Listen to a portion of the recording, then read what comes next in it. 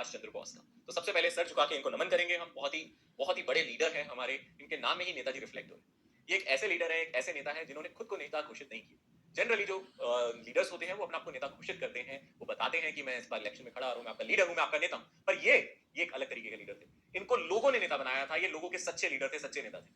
ऐसे नहीं इनकी कहानी बन गई, ऐसे इनको नेताजी ने बना दिया। मैं इनको एक शॉर्ट सी, ज्यादा बड़ी नहीं, एक छोटी सी स्टोरी और इनके बेसिकली इनके जो जीवन का एक्सपीरियंस है उसके टर्म्स में एक्सप्लेन करना चाहूंगा। ओके, ठीक है। तो अगर मैं ध्यान से देखूं नेताजी की ये जो स्टोरी है, ये नेताजी बनने का सफर कैसे शुरू हुआ। बचपन से ही ये बहुत ही बुद्धिमान और तेजस्वी व्यक्ति थे, काफी ज्यादा इंटेलिजेंट थे। ये बचपन से ही अपनी क्लासरूम में टॉप किया करते थे, एक अच्छे स्टूडेंट रहा करते थे। इनका दिमाग, इनकी बुद्धि की तारीफ हर कोई किया करता था। हाँ, जब ये स्कूल की बात करें, स्कूल से जब ये कॉलेज में गए, प्रेसिडेंसी कॉलेज, आपने सुना होगा नाम, इनका जन्म हुआ था उड़ीसा में। एक ऑब्वियसली सुभाष चंद्र बोस एक बंगाली फैमिली से रिलेट करते थे। तो जब ये अपने कॉलेज डेज की बात करें, प्रेसिडेंसी कॉलेज में थे, उस समय की बात है। वहां पे एक प्रोफेसर, ऑब्वियसली तब ब्रिटिश हुकूमत हम पे राज किया करती थी, वो प्रोफेसर ब्रिटिश थे, वो वहां के अंग्रेज थे और वो इंडियन स्टूडेंट्स को पढ़ाते तो थे, बट उनको मारते बहुत थे, असॉल्ट बहुत करते थे, गंदी बातें करते थे, उनको बहुत डराते धमकाते थे और वायलेंस करते थे, उनको पीट दिया करते थे। अगर कोई क्रॉस क्वेश्चन कर दिया करता था तो खासकर वो बिल्कुल सहन नहीं करते थे, बर्दाश्त नहीं करते थे और वो हाथ उठा देते थे। मारना पीटना उनके लिए एक आम बात हो गई थी।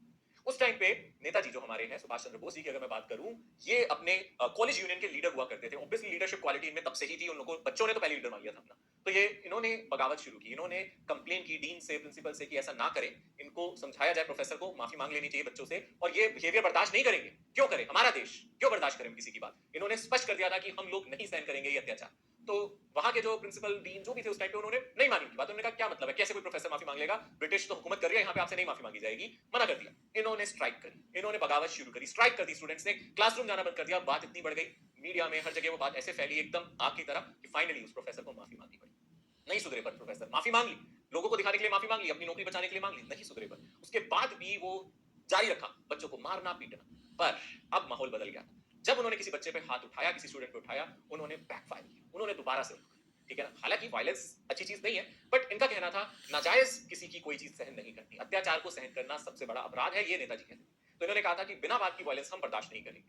अगर वो जस्टिफाई कर दे कि वो क्यों किसी को मार रहे हैं तो सही बात है, बट ये कोई रीजन नहीं है कि आप एक डिस्क्रिमिनेशन करें, वो भी हमारे देश में, देश हमारा, ठीक है। तो इन्होंने उसका विरोध किया और उन्होंने उनको पीट दिया, ठीक है। सो डेफिनेटली ऐसा होने के बाद इनके अगेंस्ट बहुत कड़े वर्ड यूज किए गए, इनको कॉलेज से निकाला गया। इनको ये बोला गया, निकालने से पहले ये बोला गया आपने एक प्रोफेसर के या फिर आपने किसी के पीठ पे वार किया। तो इन्होंने जवाब दिया कि आप पीठ पे वार नहीं करते, सीधा कहा इन्होंने, पीठ पे वार नहीं करते, हिंदुस्तानी है हम, सामने से वार किया, मैंने पीठ पे वार नहीं किया। गलत शब्द का इस्तेमाल ना करें हमारे लिए, सामने से पीठ पे वार नहीं किया, इन्होंने खुल के बोला और इनको निकाल दिया कॉलेज से। और काफी कमिटी बैठी, उसके बाद भी इनको बुलाया गया दोबारा से कि आप माफी मांग लो प्रोफेसर से, हम माफ कर देंगे। झुकाने की कोशिश की गई, पर ये कहां झुकने वाले थे, ये नहीं झुके, ठीक है। दृढ़, एकदम सॉलिड, ये अपनी बात पे अटल रहे। इनका सबसे बड़ा जो पॉइंट है ना वो यही है, ये अड़ जाते थे ना किसी चीज पर, सच्चाई के लिए अड़ते थे, ऐसा नहीं है। एक होता है अड़ना गलत चीजों के लिए, एक होता है अड़ना अपने अपने स्वाभिमान के लिए, अपने देश के लिए, ये अड़ जाते थे, ठीक है। मैं नहीं।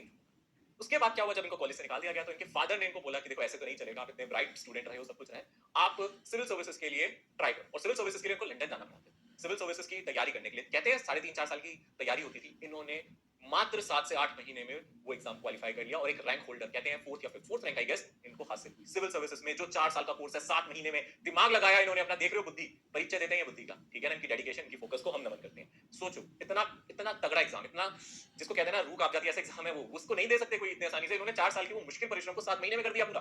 कैसे किया होगा कोई ये एग्जाम, ठीक है। इनको वहां नौकरी मिली, बट इनसे वो नौकरी नहीं हुई। उन्होंने कहा यार मैं कैसे कर सकता हूं, मैं कैसे ये नौकरी कर सकता हूं, ये मेरे देश को खाए जा रहे हैं, मैं उनके लिए नौकरी करूं, नहीं। ये रेजिग्नेशन देखिए आ गई। और लोगों का जो रिएक्शन था, एक ऐसा एग्जाम जो इन्होंने इतनी आसानी से निकाल दिया और जिसके लिए लोग तड़पते थे, इंडियंस तो दे ही नहीं पाते थे वो एग्जाम, उनको दे ही नहीं पाते थे, कहां से वो करेंगे ऐसे तैयारी, पर ये इन्होंने कर लिया। तो इन्होंने जब रेजिग्नेशन डाला तो पूरी दुनिया की नजर इन पे थी, आग लग गई उस टाइम पूरी दुनिया में, भैया ये कैसे कोई एक आदमी कर सकता है। इतनी आराम, इतनी शौकत, शानो शौकत को ठुकरा दिया इन्होंने, किसके लिए, जब इन्होंने देखा मेरे देश का हाल बुरा है तो मैं कैसे इतनी लग्जरी लाइफ जी सकता हूं। इनका डेडिकेशन और इनका देश प्रेम देखो, असली देश प्रेम ऐसे होते हैं। नहीं, इन्होंने एक्सेप्ट किया, इन्होंने कहा मैं रेजिग्नेशन देके आऊंगा। यहां से लोगों के मन में जब ये वापस आ रहे थे, तो उन लोगों ने इनका बहुत भव्य तरीके से स्वागत किया, बहुत अच्छे से स्वागत किया इनका। और उसी दिन से लोगों ने अपने दिल में इनको अपना नेता मान लिया, वहीं से वो शुरू हो गया नेताजी। और उसके बाद इन्होंने सोचा अगर मैं सिर्फ एक रेजिग्नेशन डाल के आता हूं तो इतना कुछ मुझे हासिल होता है, क्यों ना मैं देश के लिए लड़ूं। इसके बाद की कहानी तो हमारी हिस्ट्री में, इतिहास में हर जगह, मैं पूरी स्टोरी नहीं सुनाऊंगा, बस यहां तक का एक किस्सा सुनाया क्यों हम इनको नेताजी कहते हैं। और हाँ, आज जन्मदिन है इनका, 23 जनवरी 1897। बच्चे कहेंगे कि सर ज्यादातर जब हम किसी ऐसे शख्सियत की बात करते हैं जो आज हमारे बीच में यहाँ पे नहीं है, तो हम लोग साथ में उनका बर्थडे और साथ में कब तक हो रहे हैं वो भी लिखते हैं, बट मेरे लिए आज भी अमर है, और होंगे भी क्यों नहीं। इनकी अपनी विचारधारा कहती है one individual may die for an idea, but that idea will after his death incarnate itself in 1000 life. अरे सोच विचार सोच विचार मेरी आगे बढ़ते जाएंगे। इंसान मर सकता है पर मेरे सोच मेरे विचार बाकियों के दिलों में घर करते रहेंगे। यही इन्होंने कहा था कि इंसान मर जाता है पर उसके विचार नहीं।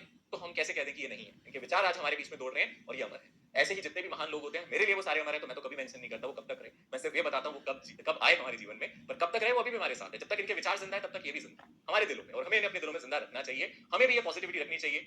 हमारी लाइफ में भी ये मौके बहुत बार आएंगे जब हमारे सामने सब कुछ लग्जरी लाइफ होगी और हमें चुनना होगा उसमें से किसको हम चुनेंगे, क्या फैसला करेंगे, ये आपका फैसला होगा। हर कोई नहीं कर सकता, इनका फैसला इतना आसान नहीं था। कोई भी एक आसान जिंदगी चुन सकता है बट इन्होंने नहीं चुनी थी। ठीक है, इन्होंने अपने लिए खुद मुश्किलें खड़ी की थी, अपने देश के प्रेम के लिए इन्होंने अपना सेक्रीफाइस दिया था, अपना सब कुछ दिया था। तो नमन करें ऐसी महान शख्सियत को, बिल्कुल हाथ जोड़ के इन्हें नमस्कार करें। और आज का लेक्चर यहीं समाप्त भी होता है। होमवर्क में मैं आप लोगों